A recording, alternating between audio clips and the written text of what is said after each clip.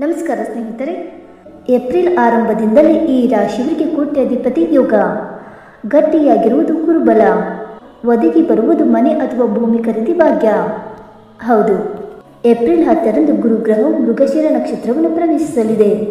ಗುರುವಿನ ಈ ಸಂಚಾರದ ಪ್ರಭಾವವು ಎಲ್ಲ ರಾಶಿಯವರ ಮೇಲೂ ಕಂಡುಬರುತ್ತದೆ. ಇಲ್ಲಿಂದ 3 ರಾಶಿಯವರ ಭಾಗ್ಯವನ್ನು ಗುರು ಬೆಳಗಲಿದ್ದಾನೆ.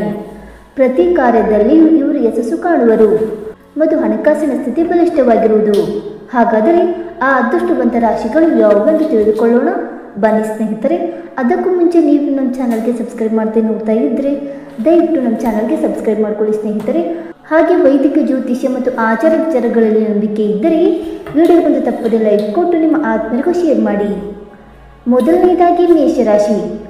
ಮೇಷರಾಶಿಯವರ ಆರ್ಥಿಕ ಪರಿಸ್ಥಿತಿ ಸುಧಾರಿಸುತ್ತದೆ. ಬೇರೆ ಬೇರೆ ಮೂಲಗಳಿಂದ ಆದಾಯ ಹೆಚ್ಚಾಗುತ್ತದೆ ಮತ್ತು ಉತ್ತಮ ಸಂಬಳದೊಂದಿಗೆ ಹೊಸ ಉದ್ಯೋಗದ ಅವಕಾಶ ಸಿಗಬಹುದು ಮತ್ತು ದಾಂಪತ್ಯ ಜೀವನ ಸುಖಮಯವಾಗಿರುತ್ತದೆ. ಮನಸ್ಸಿನ ಎಲ್ಲ ಆಸೆಗಳು ಈಡೇರುತ್ತವೆ. ಎರಡನೇದಾಗಿ ಕಟಕ ರಾಶಿ. ಕಟಕ ರಾಶಿಯವರ ಆಸೆಗಳು ಈಡೇರುತ್ತವೆ. ರಿಯಲ್ ಎಸ್ಟೇಟ್ನಲ್ಲಿ ಲಾಭ ಹೆಚ್ಚಾಗುತ್ತದೆ ಮತ್ತು ಉದ್ಯೋಗದ ಸ್ಥಳದಲ್ಲಿ ಪ್ರಶಂಸೆ ದೊರೆಯುತ್ತದೆ. ವೇತನ ಹೆಚ್ಚಳ ಮತ್ತು ಬಡ್ತಿ ಸಿಗುತ್ತದೆ. ಇನ್ನು ಮೂರನೇದಾಗಿ ವೃಶ್ಚಿಕ ರಾಶಿ.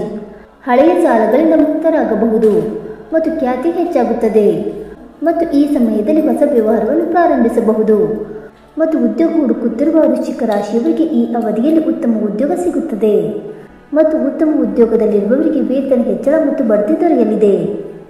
ಸ್ನೇಹಿತರೆ, ಈ ಮಾಹಿತಿ ನಿಮಗೆ ಇಷ್ಟವಾಯಿತಾ? ಇಷ್ಟವಾಗಿದ್ದರೆ ವಿಡಿಯೋಗೊಂದು ಲೈಕ್ ಮಾಡಿ, ಶೇರ್ ಮಾಡಿ. ಹಾಗೆ ನಿಮ್ಮ ಅನಿಸಿಕೆ ಮತ್ತು ಅಭಿಪ್ರಾಯಗಳನ್ನು ತಪ್ಪದೆ ಕಮೆಂಟ್ ಮೂಲಕ ತಿಳಿಸಿ ಸ್ನೇಹಿತರೆ. ವಿಡಿಯೋ ನೋಡಿದ್ದಕ್ಕಾಗಿ ಧನ್ಯವಾದಗಳು. Thank you so much.